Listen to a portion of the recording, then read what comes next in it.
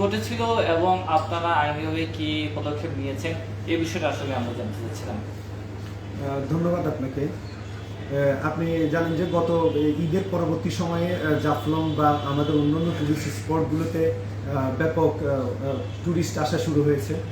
ইতিমধ্যে পুলিশের পক্ষ থেকে সেখানে আমাদের ডেপ্লয়মেন্টও আছে, লোকাল পুলিশও ছিল, টুরিস্ট পুলিশও ছিল। বাট জাফলং যেই জায়গাটা, এখানে মেইন কয়েকটা পয়েন্ট আছে। যেমন একটা বল্লাঘাট, যেখান থেকে সাধারণত লোকজন গাড়ি করে এসে নামে, তারপর নৌকায় করে যেখানে পানিতে নামা যায় সেখানে যায়। তো সেখানে একটা বল্লাঘাট একটা স্পট।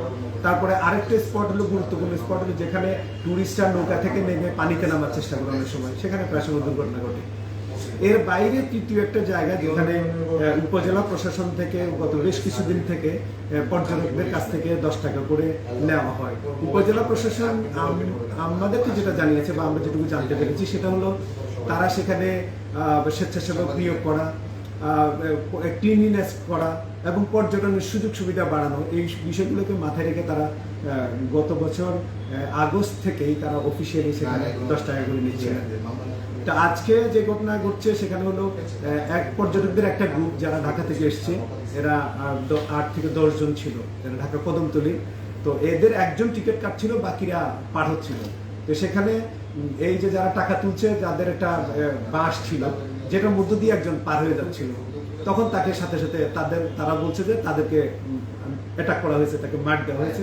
পরবর্তীতে আসলে এই পর্যটক এবং এই স্বেচ্ছাসেবক যারা টাকা তুলছিলেন এদের মধ্যে একটু ধাওয়া পাল্টা দেওয়া, এবং আমরা দেখেছি 2 জন স্বেচ্ছাসেবক খুব মারাত্মকভাবে পর্যটকদেরকে আঘাত করেছে, এবং সেখানে 2 জন মহিলা ছিল, মহিলাদের গায়ে হাত তোলা হয়েছে, যেটা শ্লীলতাহানির পর্যায়ে পড়ে। পুলিশের পক্ষ থেকে তাৎক্ষণিকভাবে সেখানে রেসপন্ড করা হয়, এবং এই 2 জন স্বেচ্ছাসেবক সরাসরি মারার সাথে জড়িত ছিল, তাদেরকে আমরা তাৎক্ষণিকভাবে অ্যারেস্ট করি। তারপরে তাদের সাথে আরো কয়েকজন ছিল, ওর বাইরে আরো 3 জনকে, সর্বশেষ আমরা 5 জনকে গ্রেপ্তার করে ইতিমধ্যে থানায় নিয়ে এসেছি। ভিকটিম যারা ছিল তাদেরকে আমরা পুলিশি নিরাপত্তা নিয়েছি, তাদের সাথে আমি ব্যক্তিগতভাবে কথা বলেছি। তারা আউট অফ ডেঞ্জার, কেউ ওরকম সিরিয়াস আঘাত না, বাট পর্যটকদের উপর আঘাত করা হয়েছে, মারধর করা হয়েছে এবং মহিলাদেরকে শ্লীলতাহানি করা হয়েছে, এটা অত্যন্ত দুঃখজনক। পুলিশের পক্ষ থেকে ভিকটিমদেরকে নিয়ে মামলা দিতে বলা হয়েছে। আমি সর্বশেষ খবর যেটুকু জানি সেখানে তাদের মামলা লিখা হচ্ছে।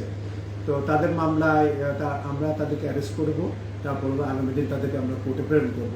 এর পাশাপাশি ভবিষ্যতে যেন এই ধরনের অনাকাঙ্ক্ষিত ঘটনা পরিহার করা যায়, আর সেখানে আমাদের নিরাপত্তা আমরা আরেকটু বাড়াবো। পাশাপাশি টাকা যেটা তুলছেন এটা উপজেলা প্রশাসন থেকে আপাতত এটা বন্ধ আছে, এটা পরবর্তীতে সিদ্ধান্ত হতে হবে, জেলা প্রশাসন সিদ্ধান্ত নিতে হবে।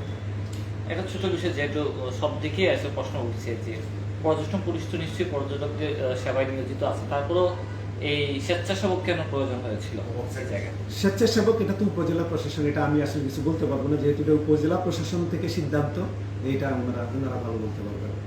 Thank you. Thank you.